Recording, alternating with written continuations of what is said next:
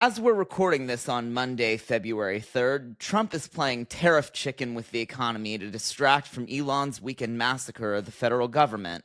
And as one of our focus group respondents said so well, Democrats keep asking for money, but don't see that they're doing anything. And yeah, I get it. It's frustrating. Even though the election is over, you're still getting all those texts and emails asking for money. But the truth is, rebuilding the Democratic Party is important. Those Republican gains that they made, they didn't come quick, and it's a mistake to expect that ours will. It's a mistake we can't make again. But all that being said, we get a lot of questions about which of the many Democratic groups are worth donating to and which aren't. Someone said, so many requests for donations indicate they are being matched by X percent. I've begun to question whether that's true or not, and wonder where are those funds coming from and how they are being used. Are some people just getting wealthy on my hard-earned income? And as someone who used to do some of the worst of these fundraisers, unfortunately in some cases, the answer is yes. The only thing stopping us right now from saying that we were 5x matching your donation on a fake petition to impeach Trump, instead of making a podcast to be honest about what our group's doing with the focus group, is our own morality. Because another respondent said, need fuller disclosures from the Act Blue fundraisers. I'm done donating to any Act Blue supported fundraising. Too much money going to fundraisers and not enough to the candidates and causes. Also need better sources for news and messaging from official party committees. New Digital Now could become more of an official news channel for these committees and a platform for feedback and debate. And that right there was exactly why we created Concepts of a Pod. The philosophy was inspired by one of my favorite West Wing episodes, when a well-meaning presidential candidate was struggling to break through in a cynical political climate, and he recorded an ad that changed everything. I'm running for president. And if you don't know who I am, I wouldn't be surprised. I've been shut out of tomorrow night's debate for suggesting that it actually be a debate, and this is the only ad I can afford. I got in this to improve a broken school system, to fix entitlements because they're going bankrupt, to expand health coverage because it'll save money if fewer people show up in emergency rooms. What I've found is that presidential campaigns aren't about these things. They're about clawing your opponent's eyes out so long as you don't get tagged for it. So how about this?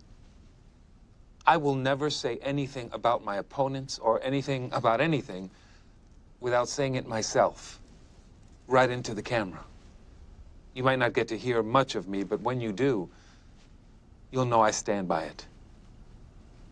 I'm Matt Santos, and you better believe I approve this ad. And that's the approach we take, because we believe that if we're asking for your money, we should do it directly to the camera and tell you what we're about. And for everyone asking where all their money has gone when they donated to New Digital Now, here it is. Concepts of a Pod is just the start of our supporter-guided strategy to bring donors like you face to face with the people actually doing the work to rebuild the Democratic Party. And today, as Shayna is taking a well-deserved vacation from her life of nonstop organizing, I'm proud to introduce our first on-the-ground partners in this great work to rebuild the Democratic Party, the Blue Anchor Project, and I'd like to welcome Liam and Jerry to tell you a little more.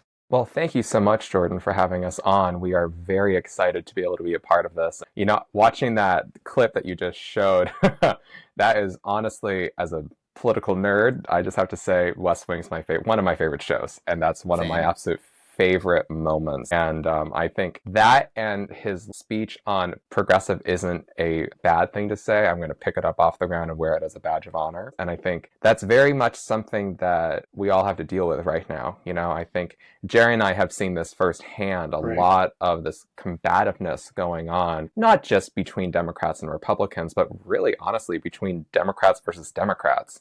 There's always a lot of contention. And that's something that we're trying to solve. And I'll let Jerry, he is so much more eloquent in being able to describe this than I am. Well, I don't know about that, but thank you, Jordan, for having us, and really appreciate being here and becoming your first partner of boots on the ground, so to speak. What Blue Anchor really looks to do is to be a grassroots entity, bringing the folks who vote back together and bringing that democratic vision and values of jobs, economy, education, healthcare, national security, taking that vision back as it was ripped off by the Republicans in the last election. We are the party of the middle class, the working class. We're the party of healthcare. We're the party of everything good that has happened in this country for the last 40 years. In the last 2 or 3 election cycles, Democrats have dropped the ball. They have forgotten who's in charge, and the people in charge are the people in your neighborhood and in your hospitals and in your schools. And what Blue Anchor is about going to those people, reaching out to them, listening to them.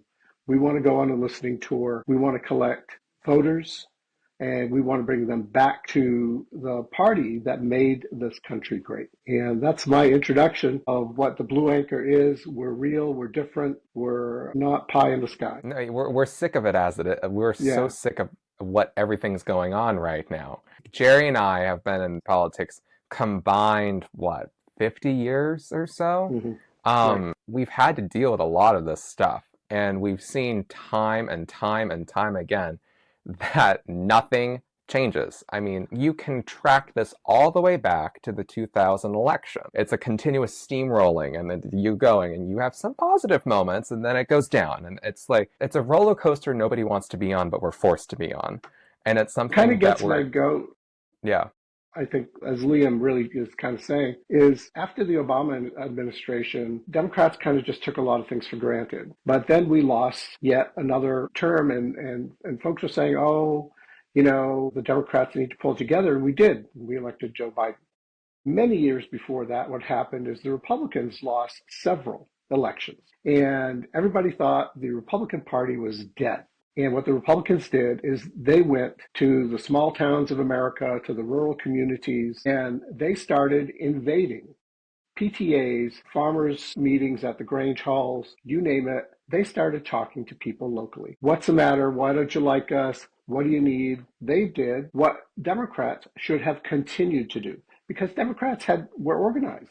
Democrats were doing this until about 30 years ago. And we lost our footing, and we let the Republicans take it over. So Blue Anchor wants to restart this. We really have a kind of a 4-pronged approach, and I'll let Liam describe those details. But the fundamentals of it are that here, at least in the Northeast, where we see the progressive and moderate vote even eroding, we want to rebuild that voter base so that we can elect Democrats again and get back to work and maybe save the government that seems to be getting destroyed, as you mentioned, every day, bit by bit, Jordan. USAID and these crazy tariffs that are probably going to be a bump in the night, but still, they're all nightmares. So Yeah. Thank you guys so much for being here to talk through all of this and not just panic about what's going on, but really figure out what we as Democrats can actually do about it. Because that's really what I think everyone in our focus group has been looking for, and everyone online has certainly been looking for, because you're right, as Trump is playing chicken with tariffs, and I think more frighteningly, Elon Musk literally over the weekend tweeted something to the effect of, very few in the bureaucracy actually work the weekend, so it's like the opposing team just leaves the field for 2 days. Working the weekend is a superpower.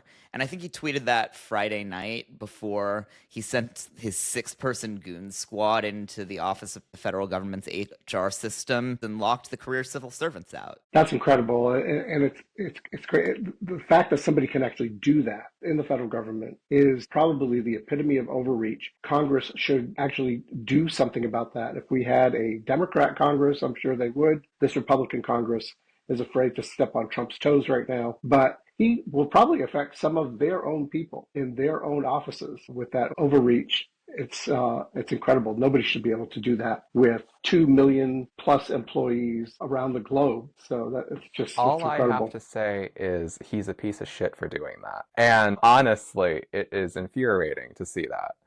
And they're gleefully destroying our government.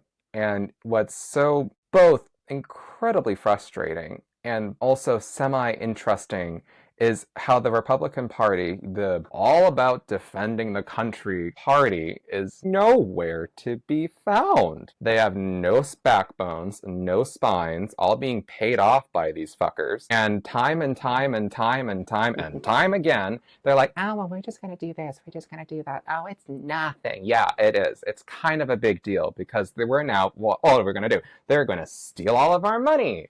And it's like, really? All of our hard-earned money, all of the damn Social Security tax we've had to pay? Bye. I mean, seriously. Right. I saw they created a sovereign wealth fund today, too, which I'm pretty sure is just going to be an excuse to spend government money to buy a stock of crypto and pump up all their portfolios so they can all dump it. But It's a giant slush fund, Jordan. They announced on the news today that Trump wants to buy TikTok with it. wow. So we can have That was on the news just like 20 minutes ago. so we can have official state media. Great. Because It's a slush fund. Buy what you want. Get yourself a new car, buy yourself a new app, get a tech company, buy a tank, whatever you want. It's a Buy giant yourself slush some fund. Trump coin while you're at it. Trump coin, some golden sneakers. But I think what's more infuriating than that, though, is the Democrats' response or lack thereof. And I've seen the comments in our focus group, too, that even people ask us, what does just getting on a podcast and talking about this stuff do? And certainly we do need to be in front of cameras and we can talk about why the media is not covering the absolute catastrophe we find our country No, I think in. you can use the other word. I think it makes sense. Clusterfuck? Yeah. Yeah, clusterfuck fits. It Yeah. fits perfectly. Yeah. Okay. Well, it makes perfect sense. I mean, people are frustrated because they want to know what they can do, and they feel kind of powerless. But we're part of the reason we created Blue Anchor is because we want to say you have the power, and if Donald Trump can create money out of thin air and say that it's real, then we can certainly do real things on the ground with real people and get our government back. And that's what Democrats need to just simply come to the realization of. And we have actual things we want to do. And we'll explain those in a second. And Liam could probably even go through the list. But the truth of the matter is that for all the bells and whistles that this administration has taken to in terms of trying to tear down one piece of the government at a time, they seem to have backtracked every single time. It doesn't take them more than a day to 48 hours before they backtrack. And it seems to be all a lot of show for the base and to say Trump did this and Trump did that. He promised he would do it and he did it. And I think what's going to happen is there's going to be a lot of buyer's remorse out there from voters who said, oh, I'm going to try out this guy and see what happens. And they wake up every other day stressed out, wondering if they're going to pay more for gas, if they're going to have to pay more for food, if there's going to be a dozen eggs in the damn grocery store. Everything seems to be falling apart since this guy took the oath of office. Everybody's stressed out about everything. It's not just the economy anymore. It's everything. Are we going to war with China? Are we going to war with Panama? I mean, we're going to live like this for 4 years. And I hope everyone who voted for this guy realize that they just put themselves into a very bad situation. Yeah, there's, I think, no question about that. Yeah. But the question then becomes, how do we channel that frustration, that stress, that fear into something productive? Because as far as the DNC goes, I mean, people are asking in our focus groups, I think they're just asking in the hope that we can get the message to the DNC. And that's our entire goal here, to just start saying what we think until we find a message that hits, because we can't just deliberate behind closed doors until it's perfect when Donald Trump and his cronies are flooding the zone with God knows what, because by the time the Democrats respond to the tariffs, I mean, we're on to the sovereign wealth fund, and by the time you're seeing this, all of these things are just going to be 3 blips on the radar as far as God knows what else he does next. Meanwhile,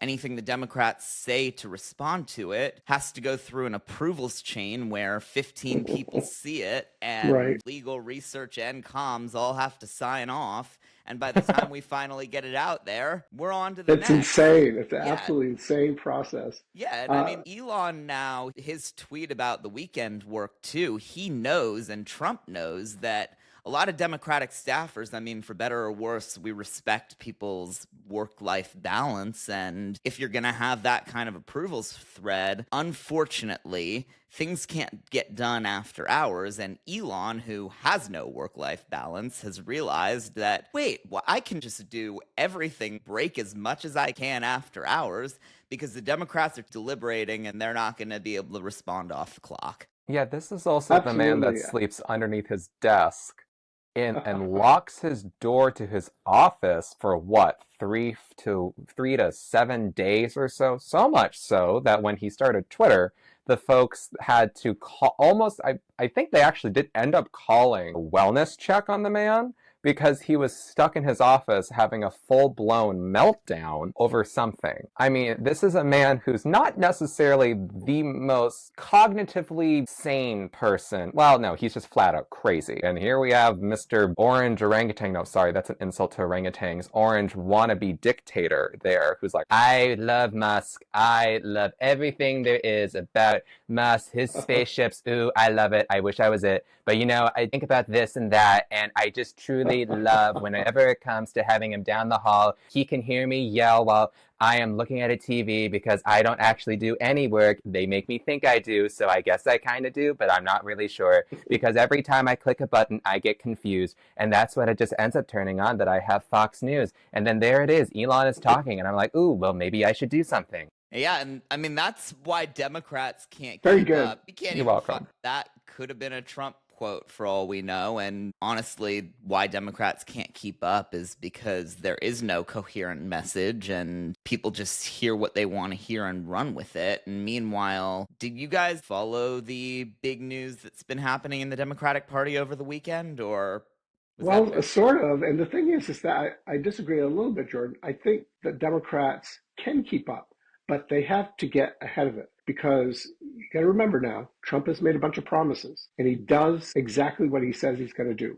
We knew the tariffs were coming. Why isn't Schumer or somebody out there, why weren't they ranting about this 2 weeks ago, in a big, big way? Why are there not, Democrat ads out there bashing these tariffs and these government actions, really tearing apart the federal government? So they had the information they needed to create ads, to get boots on the ground, to go and fight against this stuff. Nothing has been done. They waited for this new DNC chair to come out, and I'm hopeful for this new guy, but he's the only one who has said anything about the working class. And they waited how many months since the election before they brought somebody out to say anything like that? I mean, it's crazy. McConnell said more about the tariffs yesterday on 60 Minutes than the Democrats said in the last 48 hours. So it's insane. Yeah, no, it feels almost like, and maybe having a new chair will hopefully make things better, that everyone's looking for someone to give them the message. Nobody has the drive or the confidence to just get out there and say something. And to the extent, if anyone does, it's also, and part of the problem too, is nobody has the platform either. I don't think mainstream media would get up and cover most of these Democrats if they got in front of the camera. It might get a segment on MSNBC, but other than that, that's... Yeah, and the thing is, we're dealing with a waterfall of outrageous upon outrageous upon outrageous content by design. This is all by design, that they are strategically dumping an avalanche full of nonsense onto us that they promised, but it's all half-truths and not really any promises. So, they say they're going to reduce prices, while in reality, they're raising prices. And they say they're going to get us out of a war, and then here they are dumping money into the defense industry to line the pockets of their billionaire friends. And so they do this double tag team of flip-flopping on everything they do. And while we're at it, let's just pour a crap ton of random knowledge onto people that actually isn't knowledge, just bullshit is the best way I can put that. You're welcome. There's my rant. It's done. Oh, no, that's, 100% right. And meanwhile, on our side, somebody said in the focus group we sent out asking whether or not people approved of the DNC chair vote, because most of our focus group, when we asked who they wanted to be DNC chair, said they either didn't know or didn't know the vote was happening. Yeah. No, seriously. It's crazy. Because I saw not one piece of coverage on it on TV news. Like, you would have to be plugged in online, and even then I am very plugged in, and I had to go searching for news on this stuff. Mhm. And I think one of our focus group respondents, when we asked if they approved of Ken Martin as DNC chair, said, "I did not know who Ken Martin was until I received a text saying he was the new chair of the DNC." And That's insane. I mean, That fits. yeah. That fits. No, it's like, Yeah. and it's funny because Ben Wickler, who lost the election, had a bit more name recognition within the focus group, got more votes from the small portion that actually did vote on who they wanted because they knew who was running. And that, I think, had more to do with his large social media campaign for the chairmanship. But I know Martin won because he had built relationships doing the work on the ground. And I hope that he can turn things around in the right direction. I mean, would love to have him come on Concepts of the Pod at some point and talk a little bit about what they're doing next. Shameless plug.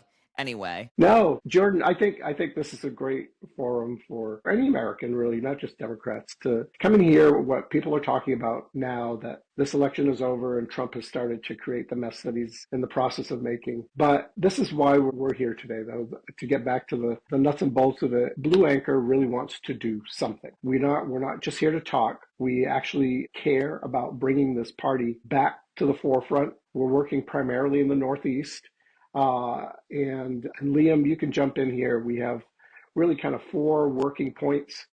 Yeah. And Liam, tell them a little bit about what we want to do with regards. Yeah, what we're really trying to do, Jordan, is trying to rebuild the Democratic base, which is the working middle class. That is the core part of what has been historically the bread and butter of the Democratic Party. And they're being ignored. Time and again, they feel like they are not being listened to, they're being taken advantage of, they are being run over, forgotten about. I mean, a lot of the time what's been going on, especially in the elections where the Democrats have lost, is that you have all these people in charge, mainly the consultant class, and all the people in the party that assume they know better and don't actually, go on to the ground and have the conversations with people. And given, some do, but also some go to people that they have chosen, that they think they know, when in reality, no, you haven't actually. How about you go down to the street, go down to the dock where the fisherman is and ask how they're doing. Ask what's actually directly affecting them. So that's what we want to do. We want to be down into the communities. We really want to have these in-depth conversations with people, because until we have these types of conversations, how are we supposed to know what to talk about? We roughly know it's about jobs, housing, healthcare, and education, but we don't know the specifics until we dive into all these areas. And that's what we love to do. I mean, as you can tell, Jerry and I absolutely love talking with people. So what we want to do is we want to go do some town halls. Yeah, we want to do some town halls. But I think we want to meet with other moderate and progressive organizations. I mean, there's a ton of them out there who are kind of just sitting, waiting for some direction, really. We want to go throughout the Northeast and meet with some of them. We want to do some strategic communication. I mean, other than just meeting with people directly and doing the town halls and listening meetups and whatnot, we want to get on the college campuses, see if we can get some action stirred up on campuses and make some things happen there. And we do have targets, actual voter registrations that we want, of actual numbers of meetings we want to hold, territory we want to cover, and then some strategic communication. Yeah, And basically that is ahead. a very fancy term of saying online content, videos, doing TV ads, heck, radio ads, wherever people are listening. We're trying to meet them where they are. And what we want to do is we want to go and talk to these folks, and we want to be able to get an understanding what they're talking about and then amplify those concerns. And the best way that we can find is through the Blue Anchor Project, and really have it represent the core of the working middle class, and so that we can be able to have people know what's going on. And some of our ideas that we have, we're trying to be both innovative and fun. So other than just doing the traditional type of political media, we're thinking about doing some drone shows and maybe some plane flying with the banners, because, or skywriting if we ever want to, because, I just like that. But kind of also doing some fun things. Well, if you're in the summertime, do some things maybe on barges or something. We're really trying to be creative and be fun and engaging and different, and make people feel, oh, well, that's new, just like something. I mean, if I was a random stranger and I see this cool thing going on, I'd be like, what's that? And that's kind of what we're trying to do, be real, but also be effective. I had this great little brainstorm the other day of trying to create a new kind of Marvel type comic strip with Elon as the evil villain. And I don't know who the superhero is going to be yet, but we're going to have to make one up. But I think that would engage a certain demographic and bring them in and kind of invite a new voter group in, maybe younger men and women. Maybe we could talk to the folks at the college campuses about that one, Liam.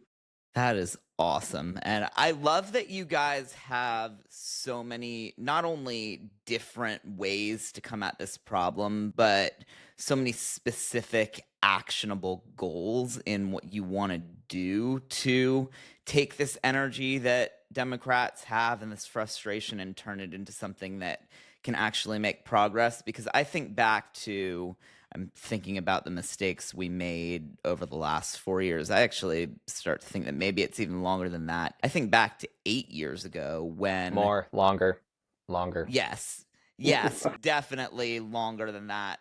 The mistake, though, I'm thinking specifically in this moment is immediately when Trump was elected the first time, started organically and innocently enough with the Women's March, which almost right away, the people who organized it saw they had something on their hands, incorporated it, and turned it into the first of many resist lib grifter organizations, is what I'll call them. And it kind of felt like what happened, and you guys correct me if I'm wrong here, but my experience looking back on it all is that Democratic messaging, because Democrats themselves were making those same mistakes, pre-Me Too, even pre-Trump, were those same deliberative, do nothing, wait for somebody else to come up with the message mistakes. That was all happening. But then when these resist lib organizations came onto the scene and started raising boatloads of money, hands over fist, the Democratic establishment, both the grifter PACs, the scam PACs, and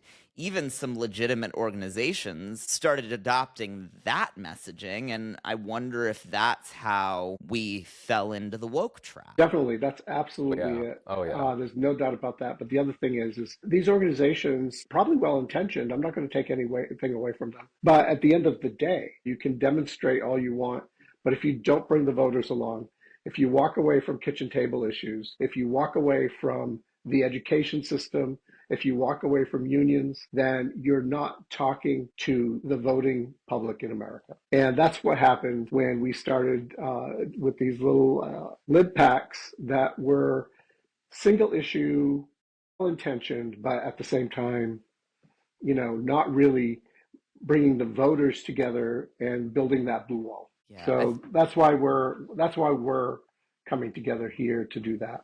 Yeah, I think, and something really important that you guys touched on earlier, meeting people where they are, is a phrase that I've used time and time again, Shayna too, and it really speaks to the core of our approach to politics, and an approach that I think anyone, left or right, extreme or moderate, can take. You have to decide tactically whether or not you want to preach your position from a pedestal or get down into the community and meet people where they are. And the mistake Democrats made is that we didn't do that when Trump took power the first time, because we were so appalled by him, and we had every right to be appalled by him. He is fundamentally appalling, but that doesn't give us the right to assume that our position is automatically the correct one, and if you disagree, you are wrong. And when you tell people who disagree that, they tend to just close their ears and not want to hear what you have to say, so they don't even hear our message to begin with. And meanwhile, Donald Trump is going on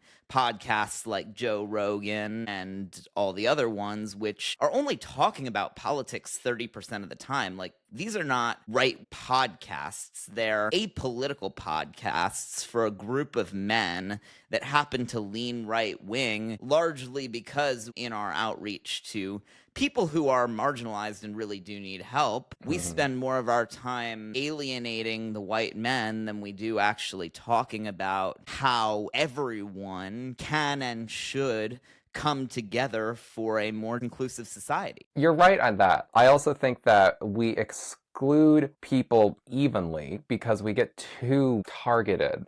You know, I was talking to my mom about this earlier, and we use a magnifying glass to focus in on the stamp on the top of a pinhead, and we then do that, and then we stamp it onto our forehead, and that's what we run on. We don't, take a look back and be like, okay, hold on, how many people are we losing? How are we connecting to people? No, we just like micro target all the way down there. It's like, no, that's not how it works, people. And it's why the Republicans keep winning, because we need to give them more credit than we do. Like, they are very smart. They have been planning this since Roger Ailes first started this shit with the Nixon era. They have been planning for this exact moment since then. And so what we've been doing is we've been trying to, but we just haven't been able to get grouped enough and have a coherent enough continuous strategy. And what needs to happen is we really need to step back. And yeah, white men have, unfortunately, the vast majority where the power is in this country, which is consolidated into this one very small group. We are losing that, but then we're also losing all these other groups, women, and we're losing Latinos, and we're losing African Americans, and we're losing Asian Americans, and it's every other group. And it's like, how the hell are we going on? We're even losing some gay folks, which, as Jerry and I can say, is a little concerning, but at the same time not surprising. Well, they're we need some to, of Trump's biggest donors. Which is, so don't even get me started. Feel so like, the rest of yeah. Chickens for Chick-fil-A? That shit makes... That one was a little too close to home. Sorry. No, it's okay. It's just my eye twitch starts to think with people like that. So I think the big thing that we need to all remember and focus on is it's not one thing, it's everything. And if you're able to lift up a little here, lift up a little here, lift up a little here, lift up a little here, and over here, the collective whole is then, oh my God, look how much we've gained. I think we focus too much on one silo. And not to make that your point's wrong, Jordan, I just think that having the mathematician in me thinks a little bit here and there and everywhere makes that much more successful. I couldn't agree more. Yeah. I mean, the difference fundamentally, and I go back to, I think you mentioned that cohesion in that messaging that the Republicans have had, and it's not one group. It's not just the RNC that's done this. It's the Heritage Foundation. It's the Trump campaign. It's God knows how many other groups that have all worked together to, behind closed doors, establish all of this. And meanwhile, you mentioned the Democratic consultant class, having spent the time I spent in that world and now wanting to break it all down for this reason, because everyone's so self-centered. They feel that if somebody else succeeds, it must come at the cost of my success. It's viewed as this zero-sum game where only one Democrat can be the future of the party, and if somebody else does well, that means it's not going to bode well for my ability to get clients, so I don't want to lift up their strategy. And exactly, we're here to break down all of that and bring democratic organizations like the Blue Anchor Project, who are doing the real work, directly to donors like you, our most committed supporters, who want to know where to invest their resources. And of course... Hi! Yeah, I was going to say, of course, we will have to ask nicely for money at some point, because this work isn't cheap, and rebuilding the party is now more important than ever. But we'll do it honestly, directly to the camera, and explain to you exactly how all this works, instead of promising that 5x match, because it's the least we can do. And finally, we want to end it off with a supporter question, as always. And someone asked a really good one that I want to pose to you guys. Other than money, what can I do? Volunteer. We're going to need volunteers all throughout the Northeast. And it's certainly going to take the money to travel around and stay. I mean, there's a lot of small towns and wooded areas up here, but the truth is that at some point we're going to just need volunteers to help us maintain the organization, contact people, get people registered to vote. That's the big push. Build that blue wall. And we need people to, if they follow us online on all of our social media channels and on our YouTube, that helps so much, because it really amplifies our message. And then having the on-the-ground volunteer crowd, it's so helpful to be able to have as many people to be involved, because this isn't just, one random political organization. we're really working on trying to make it a movement. And that's why I'm so glad, Jordan, that our two PACs are partnering, is because we really jointly and collectively want to make this a lasting movement, not this kind of grifter crap that has not worked, as we have just described for however long we've been talking for. And I think that's something that we really are trying to help make people feel empowered by. And also, best thing that you can do is have the conversations, get people talking about this, and you'll be amazed how many people agree with you. Like, Jerry and I have had brief conversations in our own communities and with our friends, and we can tell you right now that the people are incredibly pissed off and they want to do something, and they're very frustrated that the Democratic Party is doing absolutely nothing. Yeah, all of that is spot on, and emphasis on sharing on social media, both follow Blue Anchor Project and New Digital Now, and share this podcast with everyone you know who might be interested. Answer our survey in the comments and any other surveys we send you. We know somebody asked, why do you keep asking the same questions? Do you really read them if I don't donate? The answers are, we send the same questions because we like to track the answers over time and see how people's attitudes are adjusting to changing events. And yes, we do read them even if you don't donate. I actually can't tell when I read through the answers on the platform whether or not a specific comment came from a donor or a non-donor, because I don't want to know, because I want to treat every comment equally. So yeah, you can trust that if you get a survey from New Digital Now, those comments will actually be read. And even if we don't read your specific comment out loud, I promise you that the ones we are reading out loud are because a lot of people said similar things. So your comments help. And finally, if you're another organization who's doing the work, not scamming people, really doing the work, and wants to join our partnership, join in this movement to build a better future for the Democratic Party, reach out, let us know. We'd love to have you on Concepts of a Pod. We'd love to introduce you to our donor network. And finally, if you're a grassroots Democrat looking for a way to get involved with the Blue Anchor Project, if you're in the Northeast, and stay tuned as we expand our partner network to grow grassroots activism in every part of the country. Or let us know in the comments if you think there's someone who would be a good fit. And we look forward to growing the movement with you. Thank you so much for Thank you, having Jordan. us. Thank you for being here. Thank you guys so much, and looking forward to seeing all the great things we'll do. Thank you so much. Awesome. Yes, we are incredibly excited. Thank you.